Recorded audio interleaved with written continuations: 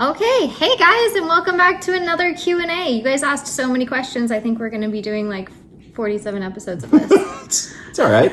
So today we have Monet, the little lovebird. She started off as project bird, but nobody wanted to adopt her, so we have kept Mo, and I think she's here to stay.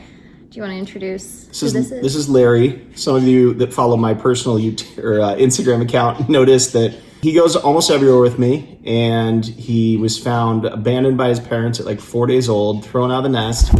And is now on he's one of the camera. coolest birds ever. So Larry's proven that not all doves are totally dumb. And Primrose, the parrotlet, is behind us. Maybe she'll join us at some point. Larry is making the camera wobbly. Come here, buddy. Okay, so one of our first questions is from Kellen Hills in 1972. Says, I have a very smart green cheek conure that is 10 years old. Is it possible at this age to teach him to say any new words? He says about 10 words. A few he says in context and understands what they mean, but he hasn't learned any new words in years. Maybe their brains are not pliable at this age to learn new verbal expressions. I think birds are constantly learning new words all the time. It just really depends. And sometimes birds talk in private, more in public, while they're still learning words. I know that that's the case with our African gray cressie. Sometimes we'll have her in different environments and suddenly hear things that we haven't heard. Or somebody will ask me like, hey, does she say this? And I'll be like, no, she doesn't say that. And then sure enough, she's started saying it. So I personally am of the belief that it's never too late for them to learn new things. Yeah. We're passing birds around apparently by our heads. Okay, second one is, hi, what kind of food are you feeding your birds? Is it pellet based or an all veggie / fruit diet? So fruit in our household is actually a very high value treat to the point of emergency recall with a lot of our free flighted birds. They love banana and blueberries. So we save those as super duper high value. They don't see them unless we really, really need a behavior, like desperately. Otherwise, their daily diet consists of our seasonal feeding system, which is raw vegetables, cooked grains, cooked beans, and there's raw sprouts in there. And yeah, it changes with the seasons, which is why we call it the seasonal feeding system. Mo's back. So that is kind of their breakfast. And then in the evening, they get our cold pressed pellets, which is an all organic pellet. And it's basically raw food, so it supplements the fresh food diet. It's worth mentioning too that sometimes giving fruit in a bird's diet in captivity can introduce feather plucking behaviors, like we've seen it with some cockatoos. And so, yeah, not to give all the advice here on that, but just be aware that that could be an issue. So yeah, we don't include it daily. In fact, it's probably like every 6 months maybe. Yeah, and the big reason for that is just that the fruit in captivity that we have at our grocery stores is not the same nutritional value as the fruit that they would find in the wild. So that is a big factor in our decision not to include fruit as the daily part of the diet and in like very slim moderation. Then we use nuts and seeds for training and behaviors, diet conversion, and bonding. So we use those very intentionally. We do believe that birds should have them, but not as a main part of their diet, and definitely with more intention and to achieve goals. And Larry is just eating everything around here, trying. He's just picking at everything. So a little distracting. I don't want to get my hair pooped in, so thanks. Do male and female macaws differ in personality, and which do you prefer and why? Oh, that's funny. Ooh, it just got it got sunny. really bright. Well, yes, they often do. I will say that the female macaws seem to be generally more even-tempered. This is like a gross generalization, but they tend to be, especially with military macaws in general. The males don't seem to be as typically friendly. Oh my gosh, did you see that? Larry hopped at Prim. Seem to be as... What? Hopped at. What was that? You guys aren't friends? I didn't know that Larry had non-friends. You were aggressive to them. Now she's mad at you. She's mad at everything all the time. Oh my goodness. Larry seems to really want to bully her. Yeah, bully her. Oh, and she knows it.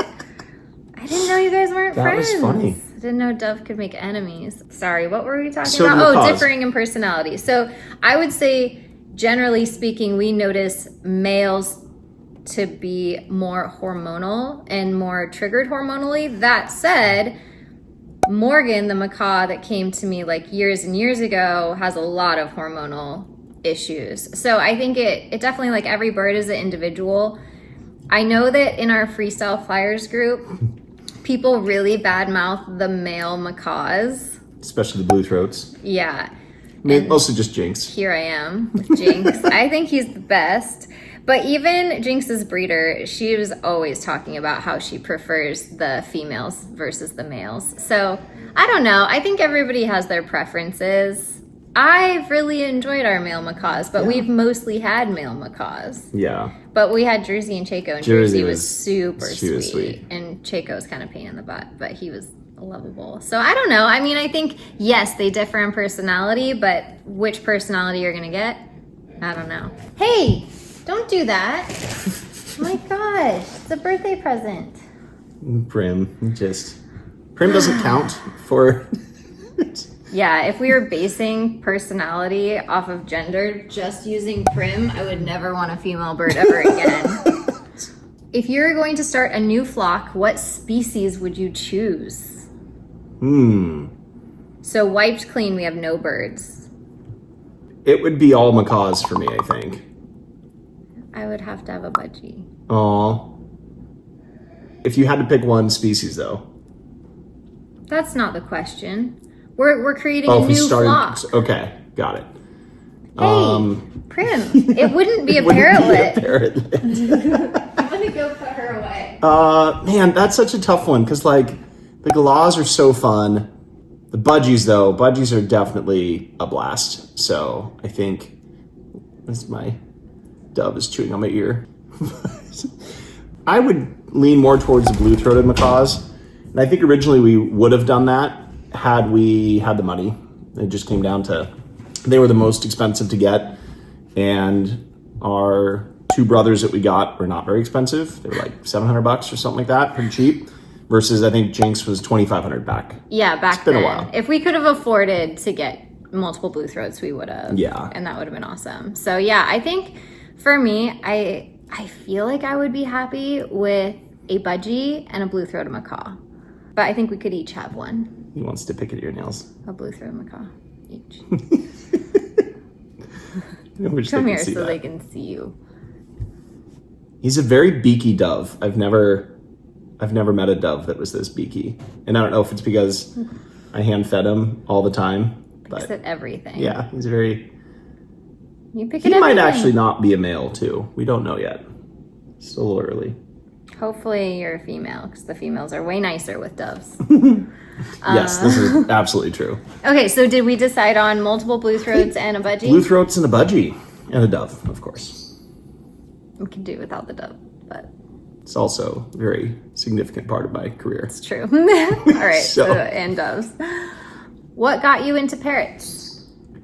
Mine's a shorter answer than yours. Mine's a long answer. Basically, my parents had a macaw and a Senegal parrot, and I was doing a dove act in Magic, producing a bunch of birds, and I won a big competition, and I got invited back the next year as the closing act, and I thought it'd be really cool. At this point, I was 17, and I wanted to put my parents' blue and gold macaw into the end of the act. And turns out that they're not nice. And so I learned how to do, I got this old book, and actually I was just showing Eleanor the other day. I was able to use this book to teach Tico how to do a card trick, and then realized, oh, he's actually nice now once you do a little training. And so that really got me into training early on, where I just trained a bunch of things, eventually put an umbrella cockatoo in the act, and then that's evolved into, now we do a whole bird show and a magic show, and the parrots are in all of it. And so, yeah, that's kind of how it started. But really where the training had to come in is that if you're in a professional environment, these birds have to be wanting to perform at an incredibly high level. And like, you can't, as you guys know, you can't really force a macaw to do something he doesn't want to do. And so learning how to train them for shows really made us become better trainers and try some things. And for me, I married this guy. And that was it. That's how I got into birds. What were some surprises you learned along the way of getting into parrots? Sounds like that whole thing was a surprise for you, just that they could. Yeah, I didn't realize that they just needed mental stimulation to become friendly, right? And we talk a lot in our lectures and stuff about how training is that common language between, like, I'm never going to speak bird, the bird's never going to speak English, but we can build these pictures of training together. And like, let's say target training a stick, all of a sudden they see that stick and we know that we both have really clear communication and they can choose to interact. And so just training all these extra behaviors and really seeing them come alive, it was a surprise. I didn't expect that. I don't know. I mean, I guess in hindsight too, dogs are the same way in many cases, but I think it's just more prevalent in parrots where it's like, they'll be terrible unless you give them a task to learn. Right, Larry?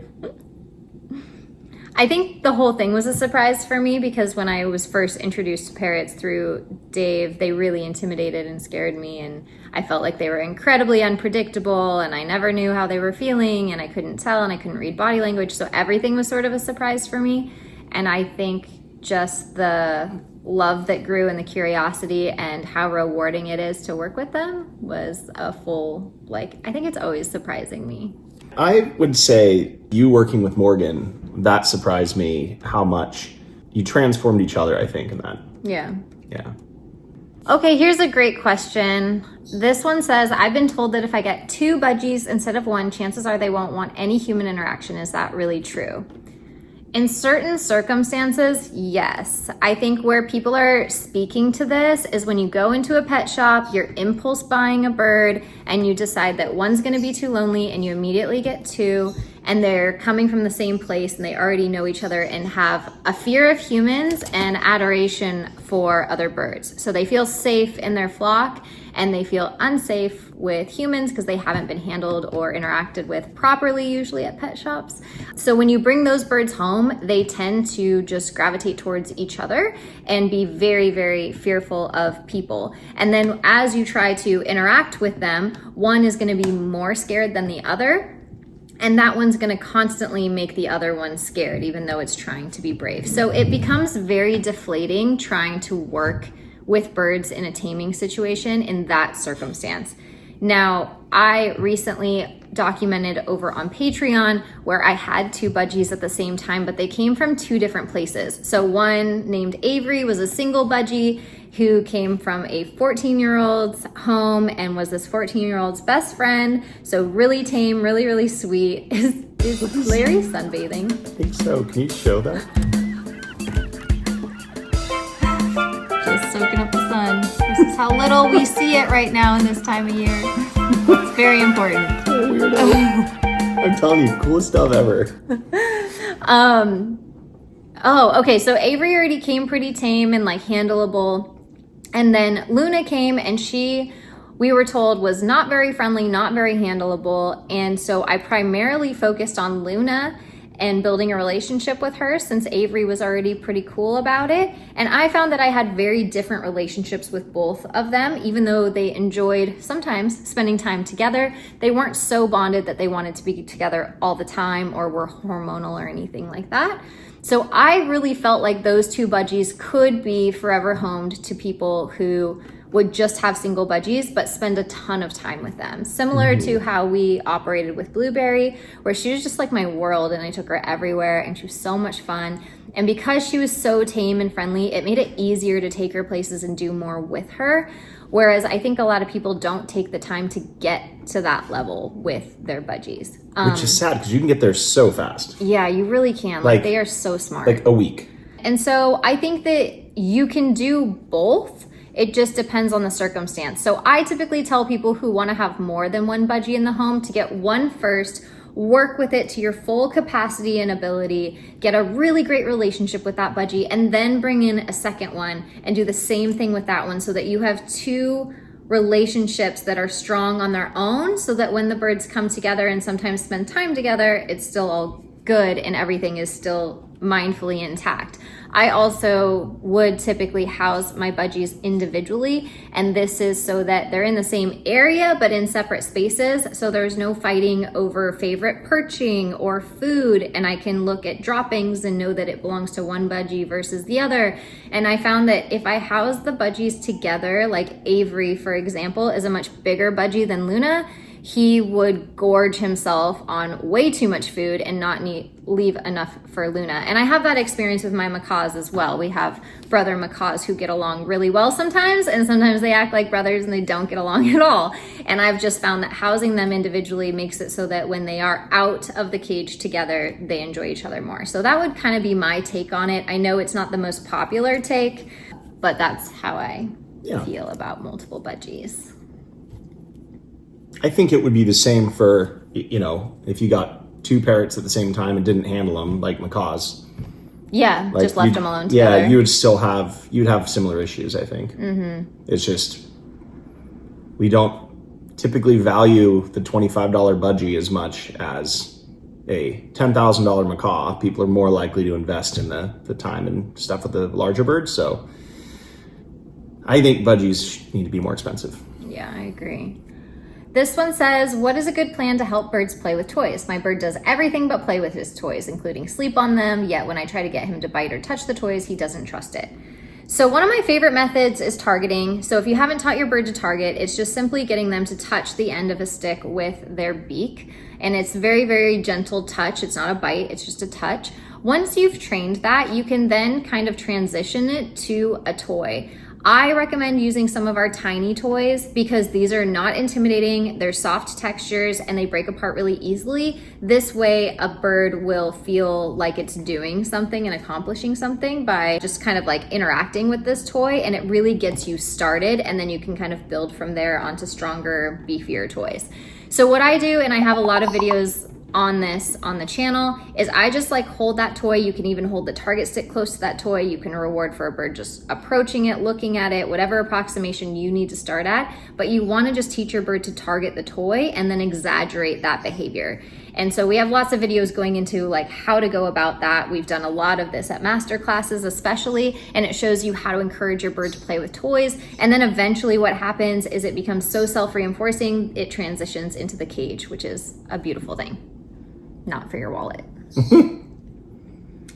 How do you make your bird feel safe while traveling? This is an interesting one. Ours are kind of done through exposure therapy. Like they've just done it their whole lives. And so it's pretty normal. It's very normal. I would suggest, like for people who don't travel with their birds much, one of the things that's scary is generally the only time the bird goes in its crate is to go to the vet. So oftentimes the crate is what's scary and not so much the actual traveling. So you'd want to slowly associate the crate with positive things like breakfast and dinner, or getting to safely be on a back porch where there's some sun, or getting to and from an aviary, so they can associate it really positively versus only in conjunction with like a vet visit.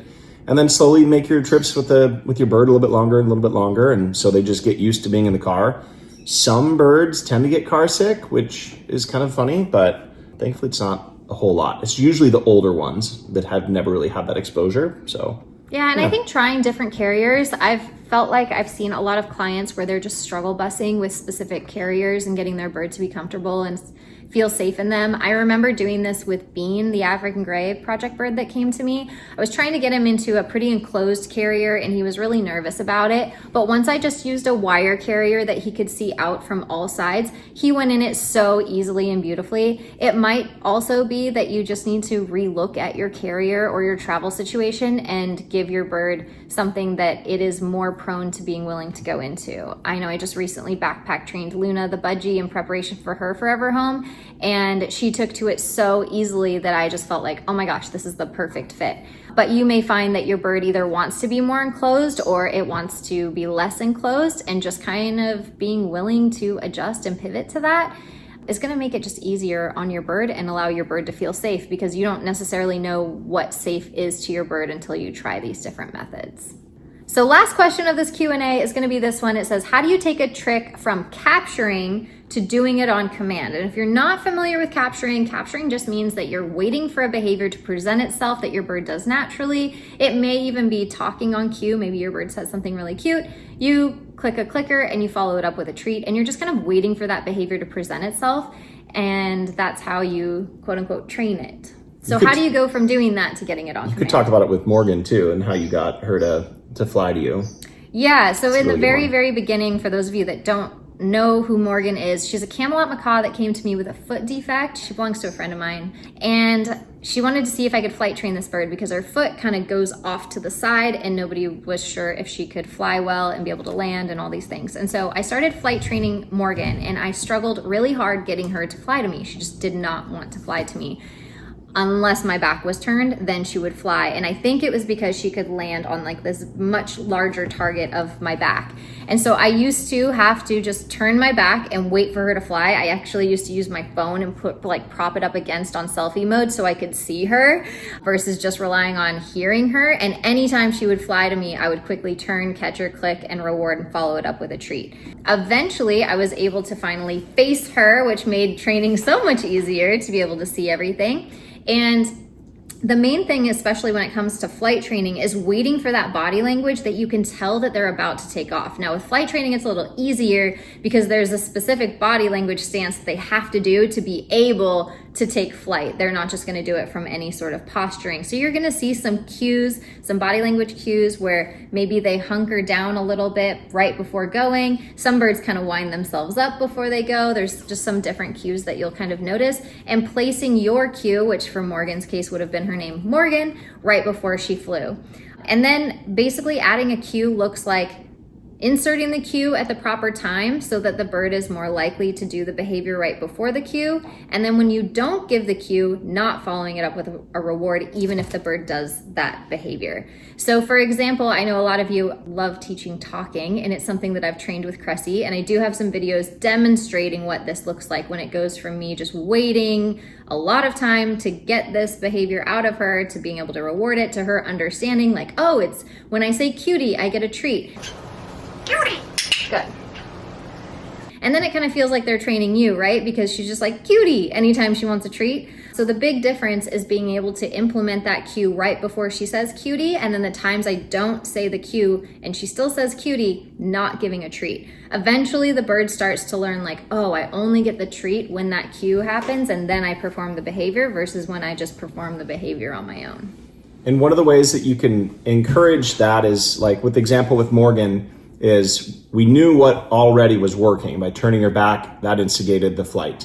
So you want to develop behavioral momentum. So what that means is Jamie would be predictable in that certain location, that same posture every time, and then eventually would be able to turn and catch. And once we had that breakthrough moment of being able to call her for real and get that recall, then that's the new standard, and you try not to go back. You just want to use that momentum to get them to offer, like with the talking, reinforce, but then start to attach a cue to it, bridge and reinforce. But you will need that momentum to get you into it. Yeah. So we have a lot of videos on this, kind of demonstrating more of a tutorial of taking a behavior from the time your bird is offering it to eventually putting it on cue. It's funny because specifically with Cressy, the cue for cutie is actually like our hand, like our fist going up against our chest. And one of the things we've been posting on our social media is like asking her different questions, but I think people are maybe missing that this is actually the cue. It has nothing to do with what we're saying. So a lot of the times what we jokingly say is, what do you wish your name was? So we'll say, what's your name? She'll say Cressy. So name is the cue for her saying Cressy. And then we'll say, what do you wish it was? But that's not the cue for cutie. This is, and we're typically doing this. And she'll say, cutie. What's your name? Cressy. What do we call you? What do you wish it was? Cutie. And now the whole internet is raging over the fact that she actually wants a name change when it was supposed to just be a cute little conversation. It's not her actually understanding that she's asking to change her name. It's just like a cute little thing, and then this is the cue. So we could say, are you getting lettuce? And she'd say cutie. So it doesn't matter what we say. this is the cue. So it's kind of fun to make cues sometimes physical and sometimes verbal. I know typically I regret when I make them only verbal, but we do have quite a few of those for Cressy, because the latest one is the cue is you, and she says Cresserton, and now she also says you. She says you randomly. I don't know how I'm going to use that for anything. So anyways, well, thank you guys so much for submitting your questions. If you're wondering where to submit questions, you can just go over to our YouTube community tab right here on YouTube and write them anywhere. And if we see them, we will answer them. We're trying to get down this list. And every now and then we'll post a new photo asking for your guys' questions. So feel free to write them then. Or if you have a question that you need answered ASAP and you can't wait for a video, feel free to email us at info@birdtricks.com. Parrots are the third most popular pet in the entire world, yet the #1 most rehomed. If you're interested in learning how to help us in our mission of saving parrots one person at a time, consider joining us on Patreon, where you will get instant access to chatting with us live each and every month, asking us your unique questions, being part of the creation of our newest products and courses, and much more exclusive perks and content.